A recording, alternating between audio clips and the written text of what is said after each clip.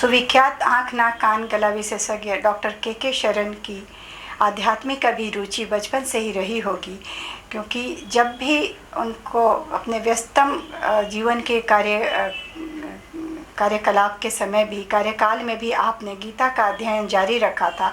जब कभी भी आपको थोड़ा सा समय मिलता था, आप पठन पाठन के साथ साथ चिंतन तथा लेखन का काम करते रहे। अपने विषय के नवीनतम अनुसंधानों, प्रयोगों एवं विचारों से अवगत रहते हुए आपने अपने आध्यात्मिक विषयों का गहन चिंतन और अध्ययन किया और अपने गूढ़तम विचारों को सरल शब्दों में जनमानस तक पहुंचाने के लिए अथक प्रयास किया और उनकी 6 पुस्तकें इस संबंध में प्रकाशित हो चुकी हैं। आज आपके सामने उन्होंने गुरु महिमा के बारे में कुछ बताने के लिए एक छोटा सा समय दिया है हमें कि वो गुरु महिमा के बारे में हमें बता पाएंगे। अपने द्वारा प्रसारित अध्यात्म पर यह जनमानस के लिए अति ही उपयुक्त विषय है। धन्यवाद। गुरु ब्रह्मा गुरु विष्णु गुरुदेवो महेश्वरा, गुरु साक्षात परब्रह्म तस्मै श्री गुरुदेव नमः। गुरु महिमा व्याख्यान का वर्णन करते मुझे भय लगता है कि इनको शब्दों में नहीं बांधा जा सकता, परंतु मैं प्रयास कर रहा हूँ कुछ उदाहरण स्वरूप गुरु महिमा का संक्षिप्त परिचय। जिस प्रकार कुम्हार चाक पर घड़े को बनाते समय उसे ऊपर से ठोकता है और भीतर से संभालता है, उसी प्रकार गुरु भी अपने शिष्य को ऊपर से ठोकता है और भीतर से संभालता है, अर्थात समय आने पर उसे समझाता बुझाता रहता है ताकि वो उपदेश के सुनने के योग्य बन सके। कुम्हार तो अपने घड़े को सुंदर और सुडौल बनाना चाहता है, उसी प्रकार गुरु अपने शिष्य को ज्ञानी बनाना चाहता है, बोध देना चाहता है। गुरु की महिमा अपरंपार है, परंतु शिष्य को भी पात्रता प्राप्त करने का अथक प्रयास करना पड़ता है। यह पात्रता उसमें वैराग्य से आता है। वैराग्य का अर्थ है कि संसार के विषयों को जानकर उसके प्रति अनासक्त होना, न कि घर द्वार छोड़ करके जंगल या पहाड़ों में जाना। यह पात्रता उनमें वैराग्य से प्राप्त होता है और उसके बाद अनिवार्य है कि मन की शुद्धि हो। मन की शुद्धि के लिए संसार के प्रपंचों से परे होना होगा, तभी मन की शुद्धि होगी। फिर बात उठती है कि जब पात्रता प्राप्त हो जाती है शिष्य को, तब गुरु से बोध मिलता है और उसका खाली घड़ा अमृत रूपी वर्षा से भर जाता है। अगर हमें मन की शुद्धि करनी है तो इसके लिए प्रपंचों से दूर रहना होगा और अपने हृदय के अंतरतम से परमात्मा का ध्यान करना होगा। जब मनुष्य का मन शुद्ध हो जाता है और वैराग्य प्राप्त हो जाता है तो गुरु की कृपा से उसे ज्ञान प्राप्त हो जाता है। मनुष्य जीवन के मुक्ति का मार्ग यही है। जब बोध हो जाता है तो हमें अनुभव होने लगता है कि मेरा परमात्मा मेरे अंतःस्थल में ही है, प्रकाश भीतर ही है, पर मनुष्य उसे पाने के लिए यत्र तत्र भटकता रहता है बाहर की ओर। गुरु सदैव मार्गदर्शन करता रहता है कि बाहर का भटकाव भ्रांति है। अंतर्मुखी होने पर ही आत्म चेतना और ब्रह्म चेतना हम पा सकते हैं। सदैव स्मरण रखना चाहिए कि संसार में हम नहीं, हमें संसार है।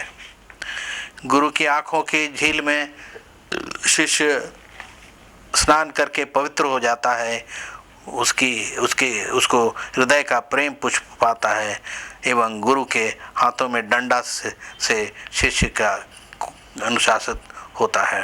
यही है गुरु और शिष्य का संबंध। शिष्य जब परिपक्व हो जाता है तो वह गुरु की आँखों के इंगित को पल भर में समझ लेता है और उसकी मौन भाषा को भी पढ़ लेता है। यह गुरु का एक पल भी उसके भीतर बोध जगाने के लिए बहुत होता है। अष्टावक्र जी जनक के ऐसे गुरु हुए जिनका वक्तव्य को सुनकर ही तत्क्षण उन्हें आत्मज्ञान प्राप्त हो गया। जब उनके उद्घोष इतने प्रबल हुए, तब उनके उद्घोष इतने प्रबल हुए एवं प्रभावकारी हुए कि अष्टावक्र जी को उनकी कठिन परीक्षा लेनी पड़ी। अष्टावक्र जी ने जनक से कहा कि कहीं तुम मेरे ही वक्तव्य को तो दोहरा नहीं रहे हो? यदि ऐसा है तो तुम्हें अभी आत्मज्ञान प्राप्त नहीं हुआ है। इस पर जनक जी कहते हैं, हे गुरु, यह केवल आपकी ही कृपा है कि मैं जीवन में जागा हूँ एवं अनुभव हुआ है और मैं आश्चर्यचकित हूँ कि अभी तक सोया कैसे रहा।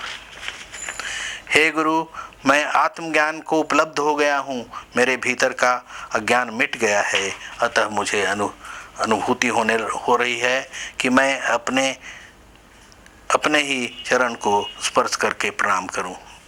ऐसा अनुभव हो रहा है कि सारा संसार मेरे ही प्रकाश से आलोकित हो रहा है। मैं ही ब्रह्म हूँ और हे गुरु, यह आपकी कृपा है। मेरे भीतर आत्मज्ञान ऐसा जागृत हुआ कि मुझे अपने चरण को ही स्पर्श करने की इच्छा हो रही है। ये सब आपकी कृपा से है।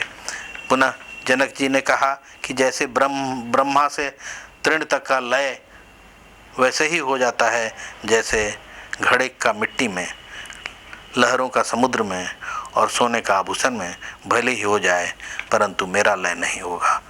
मेरा लय नहीं होना है। मैं ब्रह्म हूँ, अविनाशी हूँ। गुरु की महिमा परंपार होती है। शिष्यों को गुरु की चरणों में समर्पित होना भारतवर्ष की परंपरा आदिकाल से रही है। गुरु के चरण स्पर्श करके आशीर्वाद प्राप्त करना चाहिए। गुरु को के चरण के अंगूठे एवं अंगुलियों में विद्युत की धारा प्रवाहित होती है, जो चरण स्पर्श से शिष्य के हाथों से के द्वारा शरीर में शुभाशुभात के रूप में संचालित होती है। तब शिष्य उनके प्रति अनुग्रहित होता है तथा उनके गुरु का विलक्षण गुण उनमें अंशतः या पूर्णतः आ जाता है। धन्यवाद। डॉक्टर साहब, आध्यात्म के विषय में कुछ प्रश्न मन में उठते रहते हैं जिनका मैं उत्तर आपसे चाह रही हूँ। एक प्रश्न है कि मनुष्य के जीवन का परम लक्ष्य क्या है? आहार, निद्रा, मैथुन एवं आत्मरक्षा सभी जीवों में निहित है। मनुष्य भी विलक्षण प्राणी इसलिए कहलाता है कि इसमें इन सभी के अलावे विलक्षणता है कि विवेक और ज्ञान इसमें है, जो कि और सभी जीवों में नहीं है। और मनुष्य जीवन का लक्ष्य इसलिए निर्धारित किया जाता है कि उसमें विवेक है, ज्ञान है। तो मनुष्य जीवन के लक्ष्य, परम लक्ष्य वही है कि इस प्रकार का कर्म करें, इस प्रकार का ज्ञान अर्जन करें जिससे कि मुझे मुक्ति हो। मुक्ति का अर्थ है कि जन्म मरण के चक्कर में न पड़े और परमात्मा में विलीन हो जाए। यही परम लक्ष्य है, मुक्ति पाना। आत्मज्ञान क्या है? इसकी प्राप्ति कैसे होगी? इस बात का बोध कि मैं शरीर नहीं, आत्मा हूँ। मैं विनाशी नहीं, अविनाशी हूँ। मैं शाश्वत हूँ। मेरा कोई जन्म नहीं, मरण नहीं, मैं शाश्वत हूँ। इस बात का बोध कि शरीर मेरे और आत्मा में भिन्नता है। शरीर को आत्मा से कोई संबंध नहीं, इस बात का ज्ञान जो है उसको ज्ञान कहते हैं। इसकी प्राप्ति कैसे होगी?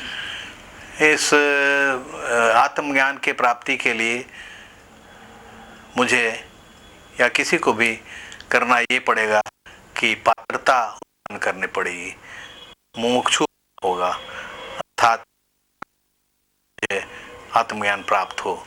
जब मुमुक्षु हो जाता है तो वो वैराग्य को प्राप्त करने से ही पात्रता पाता है। जब पात्रता हो जाती है तो मन की शुद्धि होनी चाहिए, जो कि भगवान की भक्ति में और संसार के प्रपंचों विषयों से विरक्त होने में होता है। और जब मन की शुद्धि हो जाती है, पात्रता मिल जाती है, और तब सद्गुरु की आवश्यकता होती है, जो बोध देता है, जो कि परमात्मा के प्रति रास्ता बताता है कि इस रास्ते से चलने से तुम्हें आत्मज्ञान मिलेगा। वैराग्य क्या है?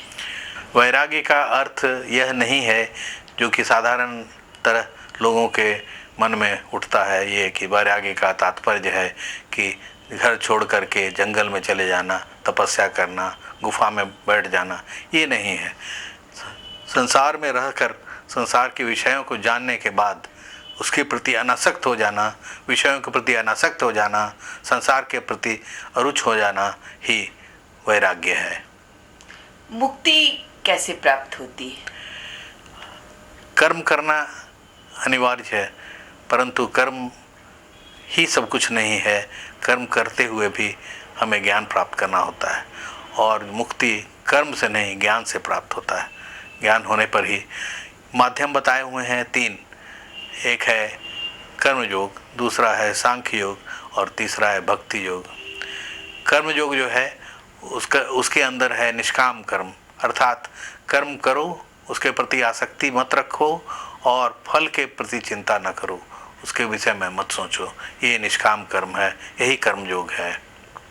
और इस कर्म के करते करते हमें ज्ञान हो जाता है और तब मुक्ति होती है। दूसरा रास्ता है सांख्य योग। शरीर, इंद्रिय एवं बुद्धि को साधने का कृत्य जो है, जो कि परमात्मा में विलीन होने का एकमात्र है। और तब जब परमात्मा में विलीन हो जाता है तो कहता है अहम ब्रह्मास्मि, मैं ही ब्रह्म हूँ। ये अद्वैत का सिद्धांत है। तीसरा मार्ग है भक्ति मार्ग। भक्ति मार्ग है कि भक्ति में इतना लीन हो जाना, इतना समर्पित हो जाना कि मुझे ज्ञान हो जाए कि हाँ, परमात्मा के प्रति का रास्ता क्या है। ये तीनों माध्यम जो बताए हुए हैं, चौथा माध्यम जो ध्यान योग है वो भी सांख्य योग से संबंधित है। तो ये रास्ते हैं मुक्ति पाने के लिए। तब इस बात को ध्यान में रखना आवश्यक है कि कर्म से मुक्ति नहीं, ज्ञान से मुक्ति होती है। एक और प्रश्न डॉक्टर साहब, कि अहंकार रहित होने की क्या विधि है? अहंकार सभी दुर्गुणों का जड़ है, और अहंकार को ऐसे बताया गया है, अहंकारित व्यक्ति को ऐसा बताया गया है जैसे कि वो विशाल काले विषधर सर्प से दंशित हुआ हो, इस तरह की धारणा होती है। और जब अहंकार होता है तो हर तरह का प्रपंच मन में आता है मनुष्य के, और अहंकार को दूर करना भी बहुत कठिन है।